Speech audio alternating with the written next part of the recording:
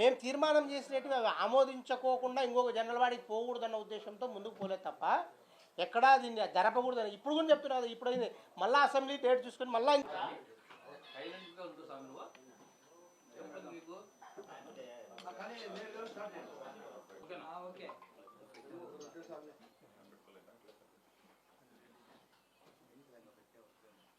Media మిత్రులందరికీ శుభోదయం. ఈ పత్రికా సమావేశం ముఖ్య ఉద్దేశం ఏమంటే, నిన్నటి రోజున మా మిత్రులు సహచర కార్పొరేటర్లు అయినటువంటి మిత్రులను ఎందుకంటున్నా అంటే, మాతో పాటు దాదాపుగా 3 సంవత్సరాలు మాతో పాటు కలిసి కార్పొరేటర్లుగా ఉన్నారు కాబట్టి మా మిత్రులు సహచర కార్పొరేటర్ని సంబోధించడం జరిగింది. వాళ్ళు నిన్న ప్రెస్ మీట్ పెట్టి మొన్న జరిగిన సర్వసభ్య సమావేశం గురించి కొన్ని కామెంట్స్ చేయడం జరిగింది. వాళ్ళందరికీ ఒకటే నేను తెలియజేస్తున్నాను. గతంలో నేను మేయర్గా డిసెంబర్ 11వ తేదీన ప్రమాణ స్వీకారం చేసిన తర్వాత నుంచి కూడా సర్వసభ్య సమావేశం పెట్టాలన్న ఉద్దేశంతోనే ముందుకు వెళ్ళడం జరిగింది. గతంలో జరిగిన సర్వసభ్య సమావేశం యొక్క అజెండాలో ఆమోదించాలన్న ఉద్దేశంతో మీటింగ్ ముందుకు పోవడానికి ఒక అడ్డంకు ఉన్నదని చెప్పేసి తెలిసి కమిషనర్ గారిని పిలిచి ఏదైతే హైకోర్టు ఉత్తర్వులు ఇచ్చిందో ఆ ఉత్తర్వుల్లో ఉన్నటువంటి అంశాలన్నింటినీ కూడా అజెండాలో పొందుపరచాలని చెప్పే ఉద్దేశంతో పొందుపరచడం జరిగింది. దానికి కొద్దిగా టైం తీసుకోవడం జరిగింది. దాని తర్వాత మేము సెక్రటరీ గారికి, ఎందుకంటే సర్వసభ్య సమావేశం పెట్టాలంటే అజెండా అనేది ప్రామాణికం కాబట్టి ఆ అజెండాను తయారు చేయమని చెప్పేసి 12/1/2026 తేదీన అప్పుడు సెక్రటరీకి ఒక లెటర్ ఇవ్వడం జరిగింది మేయర్గా.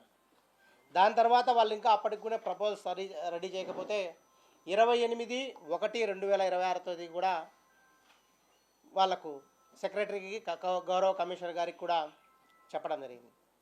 చెప్పిన తర్వాత 15th ఫైనాన్స్ గ్రాంట్, ఎందుకంటే అది పెండింగ్ పడిందంటే గతంలో జరిగిన మీటింగు అవి అంశాలు ఆమోదించాలా వద్దా అని చెప్పేసి పాలకవర్గానికి అధికారులకు మధ్య కొంచెం సంఘర్షణ వాతావరణం జరిగింది. అప్పుడు పాలకవర్గం సభ్యులంటే సురేష్ అన్న గారు కోర్టులో వేయడం జరిగింది. అప్పుడు ఉన్నటువంటి ఎమ్మెల్యే గారు అందరూ కూడా. అది జడ్జిమెంట్ వచ్చేదానికి లేట్ అయింది. జడ్జిమెంట్ వచ్చిన తర్వాత కోర్టు తీర్పు ఇచ్చింది. ఏవైతే మీటింగ్ జరిగిందో ఆ మీటింగు మినిట్స్ మీరు రికార్డ్ చేయండి అని చెప్పేసి. దాని తర్వాత కూడా కొద్ది రోజులు ఆ మినిట్స్ చేయకపోవడం వల్ల అజెండాను తయారు చేయకపోవడము, దాంతో కొంచెం లేట్ అయిన తర్వాత నేను 2 నోటీసులు ఇచ్చిన తర్వాత కమిషనర్ గారు మేము కూలంకషంగా చర్చించి త్వరితగతిన మీటింగ్ పెట్టాలన్న ఉద్దేశంతో అజెండా ప్రిపేర్ చేయమని చెప్పాను. చేయమన్న తర్వాత 15th ఫైనాన్స్ సంబంధించిన నిధులు రావడము, వాటిని కూడా అజెండాలో పెట్టాల్సిన ఉద్దేశంతో ఆ 15th ఫైనాన్స్ యొక్క వాళ్ళ లైన్ ఎస్టిమేషన్ వేయడానికి ఇంజనీరింగ్ సెక్షన్ వాళ్ళు లేట్ చేయడం జరిగింది. లేట్ చేసిన తర్వాత మేము అజెండా తయారు కావడమే దాదాపుగా 1వ తేదీ రాత్రికి అజెండా ప్రిపేర్ చేయడం జరిగింది అధికారులు. దాని తర్వాత ఇప్పుడు మనం మీటింగ్ పెట్టాలంటే 7 days ముందు ఎవరికైనా, అది ఎక్సెప్షియో మెంబర్స్ కావచ్చు, కార్పొరేటర్లకు కావచ్చు, కోఆప్షన్ మెంబర్స్ కావచ్చు, అందరికీ కూడా 7 రోజుల ముందు ఈ మీటింగ్ అజెండాను పంపించాల్సిన అవసరం ఉంటుంది. అందుకు అప్పటికప్పుడు తెప్పించి మళ్ళీ 11వ తేదీ నుంచి అసెంబ్లీ జరుగుతుందని చెప్పేసి ఉద్దేశంతో అసెంబ్లీ కంటే ముందు మనకు, ఎందుకంటే 2వ తేదీ మనం అజెండా తయారు చేసి 7 days అంటే ఖచ్చితంగా 10వ తేదీ వస్తుందని చెప్పే ఉద్దేశంతో మనం అజెండాను అప్పటికప్పుడు చేసి 2వ తేదీ అందరికీ ఎక్సెప్షియో మెంబర్స్కి కూడా అందరికీ కూడా పంపించడం జరిగింది. అంటే మా ఉద్దేశం ఏంటంటే ఎప్పటికి కూడా మీటింగ్ పెట్టాలా, ప్రజా సమస్యలు చర్చించాలా, అజెండాలో పొందుపరచాలన్న ఉద్దేశంతో మా పాలకవర్గం అయితేనేమి అందరం కూడా ప్రయత్నం చేశామని చెప్పేసి తెలియజేస్తున్నాం. ఏదో వాళ్ళు మా మిత్రులు చెప్పినట్టు ఎమ్మెల్యే గారు ఉన్నారు, వాళ్ళను మనము ఇది చేయము అన్న ఉద్దేశం ఎక్కడా కూడా మా పాలకవర్గానికి అనేది ఎక్కడా లేదు. ఎందుకంటే అసెంబ్లీ 11వ తేదీ జరుగుతుంది, 10వ తేదీ మీటింగ్ ఉంటుంది. మీటింగ్కి వాళ్ళందరూ కూడా వస్తే అర్థవంతమైన చర్చ జరుగుతుందన్న ఉద్దేశంతోనే మీటింగ్ను మేము పెట్టడం. లేదంటే ఆ రోజు మిస్ అయితే ఇంకా 1 month దాకా అసెంబ్లీ సెషన్స్ జరుగుతాయి కాబట్టి ఇంకా మళ్ళీ మనకు మార్చి 17వ తేదీకి పాలకవర్గం యొక్క టైం అయిపోయే పరిస్థితి ఉంటుంది. దాంతో మనం పెట్టడం జరిగింది తప్ప ఇదేదో ఉద్దేశపూర్వకంగా పెట్టారు, లేకపోతే వాళ్ళు వస్తే మేము ఎదుర్కోలేమన్న ఉద్దేశంతో చెప్పారనేది అవాస్తవమైన విషయము. దీనికి సంబంధించిన ప్రతి ఒక్క కమ్యూనికేషన్ మీ పత్రికా మిత్రులకు తెలియడం జరిగింది. ఎందుకంటే అజెండా తయారు చేయడానికి ఎంత శ్రమ పడాల్సింది వచ్చిందో. ఎందుకంటే 18 నెలల నుంచి మనకు సర్వసభ్య సమావేశం సజావుగా జరగలేదు కాబట్టి అంశాలు దండిగా ఉన్నాయి. అందులో ఇప్పుడు ఈ ఆఫీస్ సిస్టమ్ కొత్తగా వచ్చింది. గతంలో అంటే మనం ఏదంటే అజెండా మనం ఏదనుకుంటే అది అజెండాలో పెట్టే కార్యక్రమం ఉంది. ఇప్పుడు ఆ సిస్టమ్ కాదు. ఒక గౌరవ సభ్యుడు ఏదైనా ప్రతిపాదన ఇచ్చినా కానీ ఏదైనా వచ్చినా కూడా అది ఈ ఆఫీస్లో కన్సల్ట్ డిపార్ట్మెంట్కి వెళ్ళి వాళ్ళు స్కూట్నీ చేసి కమిషనర్ దగ్గర వెళ్ళి కమిషనర్ దగ్గర నుంచి మనకు అజెండా రూపొందించమని మన దగ్గరికి వస్తుందన్నమాట. దాన్ని మనం అజెండాలో పొందుపరిచే కార్యక్రమం జరుగుతుంది. అంతే తప్ప దీంట్లో వేరే విధమైన దురుద్దేశం కానీ ఇంకొక ఉద్దేశాలు కానీ మా పాలకవర్గానికి అయితే ఎక్కడా లేవని చెప్పి తెలియజేసుకుంటున్నాను. దాంతోపాటు వాళ్ళు ఆరోపించినట్టు గతంలో మాదిరి కాకుండా ఈసారి ఏదో ముందే ఊహించుకొని ఇవన్నీ కూడా ఎక్కడో కూర్చొని చేపట్టినారని చెప్పేసి చెప్పడం జరిగింది. వాళ్ళందరికీ నేను ఒకటే తెలియజేస్తున్నా, వాళ్ళు మా దగ్గర ఉన్నారు మిత్రులుగా. వాళ్ళు ఉన్నప్పుడు కూడా ఏదైనా ఒక పార్టీకి వ్యూహం ఉంటుంది. ఆ వ్యూహం ఉన్నప్పుడు జనరల్ బాడీనో ఒక మీటింగో ఏదైనా జరిగేటప్పుడు ఎట్లా చేద్దాము, గతంలో అనేక అవాంతరాలు జరిగినాయి కాబట్టి వాళ్ళు ఉన్నప్పుడు కూడా ఇదే విధంగా మీటింగ్ పెట్టుకోవడం జరిగింది. మా మిత్రులందరూ మొత్తం కార్పొరేట్లు ఇప్పుడు ఎవరైతే ప్రెస్ మీట్లో కూర్చున్నారో వాళ్ళు మేము కూడా ప్రియాంబుల్ మీటింగ్ అనేది గతంలో కూడా పెట్టుకోవడం.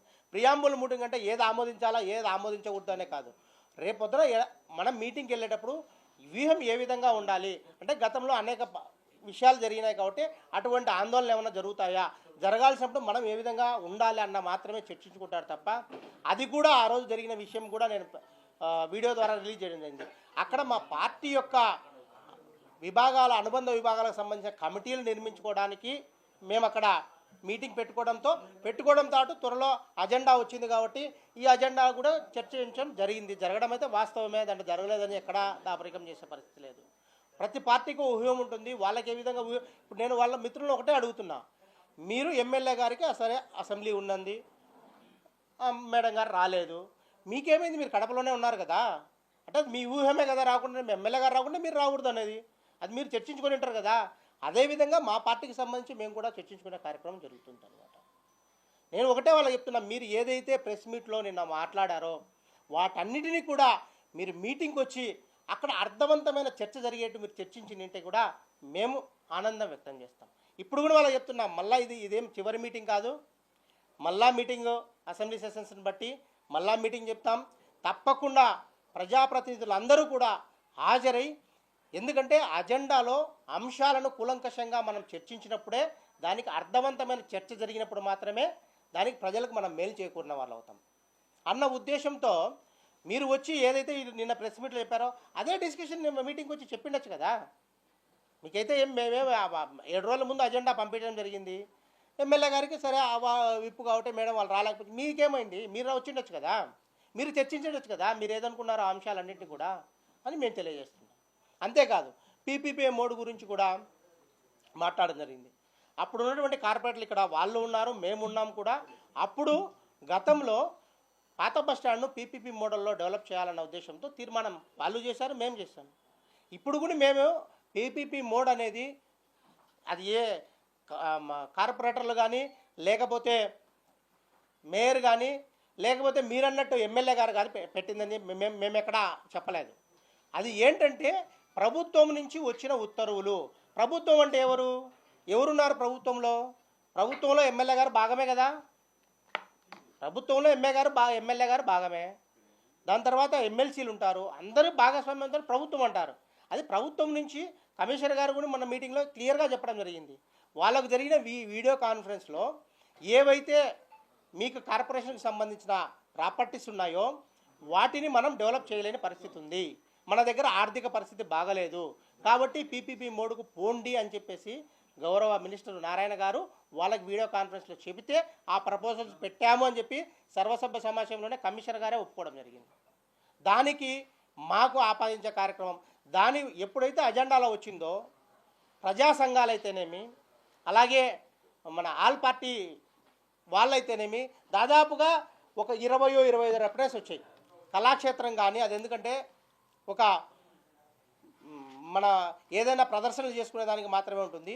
అంబేద్కర్ భవన్ అయితే మా సామాజిక వర్గానికి సంబంధించి దళితులు వచ్చి రిప్రజెంటేషన్ జరిగింది. వీటన్నిటిని చర్చించి మేము మీటింగ్లో ఏవైతే ఈ పీపీపీ మోడ్లో పెట్టారో ప్రభుత్వ ఆస్తులను వాటన్నిటిని కూడా ప్రభుత్వమే డెవలప్ చేయాలి. పీపీపీ మోడ్ ఇవ్వడానికి లేదు. ఎందుకంటే గతంలో ఇదే మన గాంధీ పార్క్ ఇష్యూ అయితేనేమి, అలాగే సాయి మౌర్యలో మనం పీపీ మోడ్లో ఇచ్చిన తర్వాత ఏ విధంగా జరిగింది అన్న ఉద్దేశంతో ప్రజల్లో ఒక విధమైన అపోహ ఉంది. ఆ అపోహ వద్దు, ప్రభుత్వమే డెవలప్ చేయాలి, లేదా కార్పొరేషనే ఉంది, మనమే ఏదైనా బ్యాంక్ నుంచి లోన్ తీసుకుని వాటిని డెవలప్ చేసే కార్యక్రమం ఉంటుందన్న ఉద్దేశంతో వాటిని మేము తిరస్కరించినాం తప్ప ఏదో అభివృద్ధికి అడ్డుకునే పరిస్థితి మన పాలకవర్గం ఎప్పుడు ఉండదు. ఎప్పుడు కూడా అభివృద్ధి కోసమే పాటుపడతామని చెప్పేసి కూడా మా మిత్రులకు తెలియజేసుకుంటాం జరుగుతుంది. దాంతోపాటు సోలార్ది చెప్పడం జరిగింది. సోలార్కి సంబంధించి గతంలో కూడా తీర్మానం చేయడం జరిగింది. తీర్మానం చేసిన తర్వాత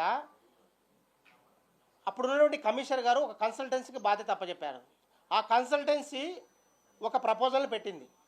ఆ ప్రపోజల్లో ఏదైతే 10 సంవత్సరాలు లీజుకి ఇస్తామో దాని తర్వాత పాలకవర్గం ఎవరైతే ఇక్కడ ఉంటారో జనరల్ బాడీలో ఒకవేళ వాళ్ళు మళ్ళీ ఫర్దర్ కొనసాగాలంటే 5 ఏళ్ళు రెన్యువల్ చేసుకునే విధంగా వాళ్ళు ప్రపోజల్ ఇవ్వడం జరిగింది. దాని తర్వాత ఏదైతే 25 కోట్లు కడప నగరపాలక సంస్థ ఇనిషియల్గా పేమెంట్ పెట్టాలని చెప్పడం జరిగింది. అప్పుడున్నటువంటి కమిషనర్ గారు వీటన్ని చర్చించి ఇంత మేము 25 కోట్లు అక్కడ ఇన్వెస్ట్ చేయలేము, దీనికంటే బెటర్ మెథడ్ ఏమన్నా ఉంటే ఆ ప్రపోజల్స్ మాకు తీసుకోనని ఆ కన్సల్టెంట్కి ఇవ్వడం జరిగింది.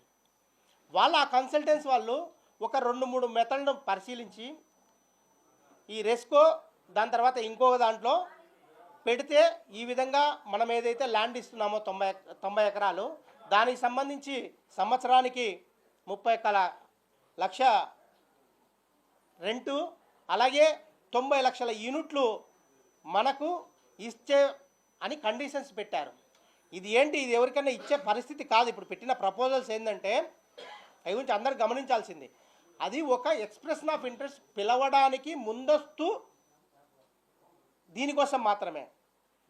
అది కూడా మా సభ్యులందరూ అటు చర్చించి ఏదైతే ఈ గతంలో జరిగిన ఇన్సిడెంట్ మనం గమనించాం కదా, ఏదైతే సాయి మౌర్యకి ఇచ్చామో లేకపోతే ఇంకో దానికి ఇచ్చామో అవన్నీ కూడా మనము గౌరవ చించోక్ పోలీస్ స్టేషన్కు స్థలం ఇవ్వడం జరిగింది. వాటన్నీ వెనక్కి తీసుకోలేని పరిస్థితిలో ఉన్నాం మనం ఇప్పుడు. కాబట్టి మనము ఒక కమిటీ నియమించి ఒక దాంట్లో ఏంటంటే ఓన్లీ సబ్జెక్ట్ ఒకటే పెట్టడం జరిగింది. గతంలో చేసిన తీర్మానాలకైతేనేమి ఇప్పుడు మనం ప్రవేశపెట్టిన యొక్క అంశానికి డిఫరెన్సెస్ ఏంటి అనేది గౌరవ సభ్యులకి ఎవరికి కూడా అవగాహన లేకుండా పోయింది. దానికోసమని ఒక కమిటీ వేసి ఎవరైతే ఎన్క్యాప్ ఉంటారో అంటే నెట్ క్యాప్ సోలార్ పవర్ చేసేవాళ్ళు వాళ్ళను, అలాగే మన కరెంటుకి సంబంధించిన వాళ్ళను వీళ్ళతో కులంకషంగా చర్చించి ఎక్కడా కూడా కాంట్రవర్షల్ లేకుండా ప్రభుత్వానికి మన కార్పొరేషన్కు ఎటువంటి ఇబ్బంది జరగకుండా, మన ఆస్తులు ఎక్కడా కూడా ఇబ్బంది కడగకుండా దాన్ని మనం ఇచ్చే కార్యక్రమం చేస్తే ఎలా ఉంటుందని చెప్పి ఒక కమిటీని వేయడం జరిగింది. అంతే తప్ప దాన్ని తిరస్కరించలే. ఏది కూడా మేము ఎప్పుడూ కూడా ప్రజల యొక్క శ్రేయస్సు, కార్పొరేషన్ యొక్క శ్రేయస్సు గుర్తించే ఉంటాం. కాబట్టి దానికోసం అనేసి దాని మీద ఒక కమిటీ ఎవరైతే కనుక 5 మంది కార్పొరేటర్లు, అలాగే మన ఇప్పుడు చెప్పిన నీట్ క్యాప్ వాళ్ళు, మన ఎలక్ట్రికల్ వాళ్ళు అందరూ కూడా వేసి ఏ మెథడ్ అయితే కార్పొరేషన్కి అనుకూలంగా ఉంటుంది, మళ్ళా ఫ్యూచర్లో ఎప్పుడు కూడా మనకు ఆస్తి మన ఆధ్వర్యంలో ఉండే విధంగా ఎటువంటి సమస్యలు జరగకూడదన్న ఉద్దేశంతో దాని మీద కమిటీ వేసాం తప్ప దాన్ని రిజెక్ట్ చేసే కార్యక్రమం ఎక్కడా చేయలేదని చెప్పేసి మీకు తెలియజేస్తున్నాం. మీరు అంటున్నారు గతంలోకి ఇప్పటికీ ఆ డిఫరెన్సెస్ చూపించడానికే ఈ కమిటీ వేయడం జరిగింది. నిజంగా కార్పొరేషన్కి ఏది అనుకూలమో, కార్పొరేషన్కు ప్రజలకు ఎటువంటి ఇబ్బంది జరగకుండా తప్పకుండా ఆ విషయంలో మా పాలకవర్గం అంతా కూడా ముందుకు పోతుందని చెప్పి కూడా మీకు తెలియజేసే కార్యక్రమం చేస్తున్నాం. అలాగే అజెండాలో సాధారణ నిధుల నుంచి పంచుకునే కార్యక్రమం చేశారని చెప్పడం జరిగింది. ఎక్కడా కూడా ఎవరి మన కార్పొరేషన్ యొక్క నిధులు ఎవరి సొత్తు కాదు, అది ప్రజల నుంచి మనం వసూలు చేసిన పన్నుల రూపంలో వచ్చిన డబ్బులు. సాధారణ నిధులు ఇప్పుడే మా కార్పొరేషన్లో చాలా ఇబ్బందుల్లో ఉందని చెప్పేసి గతంలోనే నేను ప్రభుత్వానికి ఉత్తరం రాయడం జరిగింది. ఏదైతే కనుక ఈ స్టాంప్ డ్యూటీ అయితేనేమి, అలాగే అమృత్ స్కీమ్ సంబంధించిన 17 కోట్లు అయితేనేమి, స్టాంప్ డ్యూటీకి సంబంధించిన 53 కోట్లు అయితేనేమి, బీపీఎస్ ఎల్ఆర్కి సంబంధించినది డబ్బులు అయితేనేమి, క్లాప్ ప్రోగ్రామ్కి సంబంధించిన డబ్బులు అయితేనేమి, మాకు 18 నెలల నుంచి మా కార్పొరేషన్కు క్రెడిట్ కావడం లేదు. దయవుంచి మాకు సంబంధించిన నిధులు సాధారణ నిధులతో వాళ్ళకి జీతభత్యాలు ఇచ్చలేని పరిస్థితులు ఉంది, మినిమం మెయింటెనెన్స్ కూడా చేయలేని పరిస్థితుల్లో ఉన్నాం. వాటన్నిటినీ కూడా మీరు దయ ఉంచి ప్రభుత్వం నుంచి ఆ నిధులు కేటాయించండి అని చెప్పి గౌరవ ముఖ్యమంత్రి వారికి అయితేనేమి, మినిస్టర్లకైతేనేమి, అలాగే CDMA గారికి కూడా లెటర్ రాసింది. ఈ పత్రికాముఖంగా నేను ఒకటే మా టీడీపీ ఉన్నటువంటి కార్పొరేటర్లకైతేనేమి, ఎమ్మెల్యే గారికి కూడా నేను విజ్ఞప్తి చేస్తున్నాం, మీరందరూ కూడా అభివృద్ధికి సహకరించండి. మనకు రావాల్సిన నిధులు రాబట్టడంలో ప్రభుత్వం నుంచి అందరం కలిసికట్టుగా పనిచేద్దాం. కడప నగరపాలక సంస్థ అభివృద్ధికి పాటుపడదాం తప్ప ఇదేదో బురద జల్లే కార్యక్రమం, ఒకరి మీద ఒకరు ఆరోపణ చేసుకునే కార్యక్రమం ఉన్నది. ఎందుకంటే మాకున్నే పాలకవర్గం యొక్క టైము మార్చి 17 క్లోజ్ అవుతుంది. దయవుంచి ఇప్పటికైనా మన ఎవరైతే రాష్ట్రం నుంచి నిధులు రావాల్సిందో, వేరే నిధులు అవసరం లేదు, మనకి ఏదో ప్రత్యేక నిధులు కేటాయించిన అవసరం లేదు, మన హక్కుగా మనకు రావాల్సిన నిధులను రాబట్టడంలో అందరం కలిసికట్టుగా పోరాడదాం, కలిసికట్టుగా ప్రభుత్వం నుంచి తీసుకొచ్చే కార్యక్రమం చేద్దామని చెప్పి కూడా తెలియజేసుకుంటున్నాను. ఇంకోటి, ఈ సాధారణ నిధులు పంచ కార్యక్రమం చేశారని చెప్పి మా మిత్రులు ఆరోపించారు. ఎక్కడా ఏది పంచలేదు. ఆ మూడుకు సంబంధించి 3 డిఫరెంట్ ఆస్పెక్ట్స్ ఉన్నాయి. ఏంటంటే, ఒకటి యూజీడీకి సంబంధించి గతంలో మనమే టెండర్ పిలిచాము, ఆ యూజీడీ పని చేయడం జరిగింది. దాని తర్వాత ఆ కాంట్రాక్టర్ అనేవాడు కిడ్నీ ఫెయిల్ అయ్యి డయాలిసిస్తో 10% మాత్రమే వర్క్ కంప్లీట్ చేశాడు. దానికి ప్రభుత్వానికి రాశాం డబ్బులు ఇవ్వమని చెప్పి. ప్రభుత్వం మా దగ్గర నిధులు లేదు, మీ సాధారణ నిధులను చెల్లించుకోమని చెప్పేసి ప్రభుత్వం వారు పెట్టిన ప్రపోజల్సే దానికి సంబంధించి మేము ఆమోదించడం జరిగింది. రెండవది, ఈ ఏదైతే మన దేవునిగడప రోడ్డు నుంచి మన ఇంటర్నేషనల్ కళ్యాణమండపం పోతున్నటువంటి రోడ్డు, అది గతంలో మనము బ్యూటిఫికేషన్ కింద పెట్టడం జరిగింది, ట్యాంక్ బండ్ బ్యూటిఫికేషన్ అనేది. దాని తర్వాత దాని హెడ్ ఆఫ్ అకౌంట్ డబ్బులు లేదని చెప్పేసి ఆ కాంట్రాక్టర్ పని చేయకపోతే అప్పుడు ఉన్నటువంటి సూర్యసాయి కమిషనర్ గారు వాళ్ళని పిలిచి, మీరు అది ట్యాంక్ బండ్ చేస్తే చేయకపోలేదు, కనీసం ఈ రోడ్డును ఒకటి మీరు చేస్తే నేను సాధారణ నిధిని చెల్లిస్తాను అని 2,40,00,000 పన్ను చేసిన తర్వాత 1,35,00,000 ఆల్రెడీ అప్పుడున్నటువంటి కమిషన్ సాధారణ నిధి నుంచి అతను చెల్లించడం జరిగింది. ఆయన పోయిన తర్వాత ఈ 2 సంవత్సరాల్లో కూడా దానికి బిల్లులు చెల్లించలేదు కాబట్టి దాన్ని అజెండాలో పెట్టడం జరిగింది, దాన్ని ఆమోదించడం జరిగింది. ఇంకా మీరు ఏదైతే తిరస్కరించారని చెప్తున్నానో దాని గురించి కూడా మీకు చెప్తాను. అది కలెక్టర్ గారు ఆర్మీ రిక్రూట్మెంట్కి సంబంధించి ఒక ప్రోగ్రాం కండక్ట్ చేయడం జరిగింది. దాన్ని అప్పుడు ఏం చెప్పారు, కార్పొరేషన్ అనేది ఓన్లీ ఎగ్జిక్యూటింగ్ అథారిటీ, డబ్బులు మొత్తం కూడా కలెక్టర్ గారి దగ్గర నుంచి, కలెక్టర్ గారు DMF గ్రాంట్ నుంచి ఇస్తారని చెప్పేసి గతంలో స్టాండింగ్ కమిటీలో తీర్మానం అయితేనే అవన్నీ కూడా చేయడం జరిగింది. చేసిన తర్వాత 25 లక్షల రూపాయలు కలెక్టర్ గారు చెల్లించడం జరిగింది ఆ కాంట్రాక్టర్కు. రిమైనింగ్ మనల్ని పే చేయమని చెప్పి కలెక్టర్ గారు చెప్పడం జరిగింది. దానికి మనం ఏం చెప్పాము, ఆల్రెడీ ఇద్దరికి మనం పేమెంట్ చేశాము, వీళ్ళకి పేమెంట్ ఇవ్వాలంటేనే దాదాపు 2-3 ఏళ్ళు పడుతుంది. మీరు ఏదన్నా ప్రభుత్వ కలెక్టర్ గారికి స్పెషల్ గ్రాంట్స్ వస్తుంటాయి, DMF గ్రాంట్స్ వస్తుంటాయి, దాంట్లో నుంచి మీరు చెల్లించుంటే బాగుంటుందని చెప్పడం తప్పింది తప్ప ఏదో ఒకరి మీద ప్రేమ, ఇంకొకరి మీద కోపం అనేది మా పాలకవర్గ సభ్యులకు ఎవరికీ లేదని చెప్పేసి కూడా మరొకసారి మీకు తెలియజేస్తున్నాం. మీరు ఒకటే, మీరు కూడా అది ఆ మీటింగ్కి వచ్చి నింటే ఎంత అర్థవంతంగా చర్చ జరిగిందో ఒకసారి మీకు కూడా తెలిసే కార్యక్రమం ఉంది. ప్రతి ఒక్క సబ్జెక్టును కులంకషంగా చర్చించి ఏదైతే ప్రజలకు అవసరమో దాన్ని మాత్రమే మనం ఆమోదించడం జరిగింది. ఏదైతే మనకు ఆమోదయోగ్యం కాదో వాటన్నిటిని కూడా తిరస్కరించడం జరిగింది. ఏవైతే మనం పరిశీలించాల్సి వస్తుందో వాటికి కమిటీలు వేయడం జరిగింది అనమాట. ఇప్పుడు ప్రభుత్వం నుంచి అది మన మార్కెట్ పెట్టమని చెప్పి వచ్చింది, దాన్ని మేము తిరస్కరించలేదు. దానికి కూడా కమిటీ వేసి వాళ్ళు ఏంటంటే 2 ప్లేసులు పెట్టారు. ఆ 2 ప్లేసులు కాకుండా ఇంకా ఏమైనా ప్లేసెస్ పెట్టగలుగుతామో, ఎంతవరకు మన సాధారణ చెల్లించిన సంబంధంలో దానికి ఒక కమిటీ వేయడం జరిగింది. అంతేకాని ఏదో ప్రభుత్వానికి మంచి పేరు వస్తుందనో, మేము ఉండేది ఒక నెల తర్వాత వచ్చే మంచి పేరు అంతా మీరు ప్రభుత్వం నుంచి రావాల్సిన నిధులన్నీ రాబట్టి కడప కార్పొరేషన్ అభివృద్ధి చేయండి, మీ పేరే చిరస్థాయిగా నిలబడిపోతుంది తప్ప ఏదో ఆ క్రెడిట్ పోగొట్టాలన్న ఉద్దేశం మా పాలకవర్గానికి ఎప్పుడూ లేదని కూడా మేము తెలియజేసుకుంటున్నాం.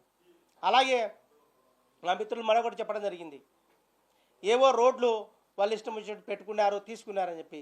అది మీరు ప్రపోజల్స్ ఇచ్చినా అజెండాలకు వస్తుంది, మేము ప్రపోజల్ పెట్టినా అజెండాలకు వస్తుంది.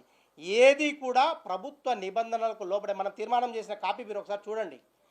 ఏ కార్పొరేటర్ కానీ ఇచ్చిన యొక్క ప్రపోజల్స్ను దాన్ని కన్సిడర్ తీసుకొని ప్రభుత్వానికి రాస్తాం. ఆ సాధ్యాసాధ్యాలు ఏదైతే ఆ డిపార్ట్మెంట్ వల్ల ఆ ప్రభుత్వము ఆలోచించి అది ఎంతవరకు హేతబుల్ అని చెప్పి చేయడం జరుగుతుంది తప్ప ఏదో మనం ఇక్కడ తీర్మానం చేసిన తర్వాత అన్నీ అదే విధంగా పోతాయనేది చాలా తప్పు. మేము ఏం చేశాము, అక్కడ ఉన్నటువంటి ప్రజాప్రతినిధులకు వచ్చిన అబ్జెక్షన్స్ను అజెండాలో పొడిచి దీన్ని ప్రభుత్వానికి తెలపడం జరుగుతుంది. ఈ విధంగా అక్కడ వాళ్ళు అడుగుతున్నారు, మీరు ఏదన్నా ఉంటే కన్సిడర్ చేయండి అని చెప్పేసి. అది మేము ఆమోదించి ప్రభుత్వం యొక్క ఉత్తర్వుల మేరకు పంపించడం జరుగుతుంది తప్ప ఏదో ఇక్కడ కూర్చొని ఆ రోడ్డుని ఇంత ఈ రోడ్డుని ఇంత తీసేసి ఉంటే ఇప్పుడు మాస్టర్ ప్లాన్ రోడ్ను ఎప్పుడో తీసేసుకునేందేమో. మాస్టర్ ప్లాన్ రోడ్లో ఉన్న అన్ని అవకతవకలు ఉన్నాయి. కానీ అటువంటి పరిస్థితి పాలకవర్గానికి ఉండదని మీకు తెలుసు. తెలిసినా ఏదో బురద జల్లాల కార్యక్రమంలో చేస్తున్నారు. దయ ఉంచి నేను వాళ్ళందరికీ కూడా ఒకటే విజ్ఞప్తి చేస్తున్నా, మీరందరూ కూడా ఎమ్మెల్యే గారి మీద ఒత్తిడి తీసుకొని రండి. మా పాలకవర్గం కూడా తప్పకుండా ఒత్తిడి తీసుకొద్దాం. మన పాలకవర్గానికి రావాల్సిన నిధులు అంటే మన హక్కుగా రావాల్సిన నిధులను మనం రాబట్టే విధంగా ముందుకు పోదాం తప్ప ఇదేదో ఊరికే వాళ్ళు పెట్టారు వీళ్ళు పెట్టారు ఇది పరిస్థితి దయవుంచి బురద జల్లే కార్యక్రమం చేసుకోవద్దండి. ఎవరం కూడా ప్రజల అవసరం కోసం ప్రజా సంక్షేమం కోసం ఉన్నాం కాబట్టి అందరము కలిసికట్టుగా ఈ నగరపాలక సంస్థ అభివృద్ధికి తోడ్పడదామని చెప్పేసి తెలియజేసుకుంటూ సెలవు తీసుకుంటున్నాం.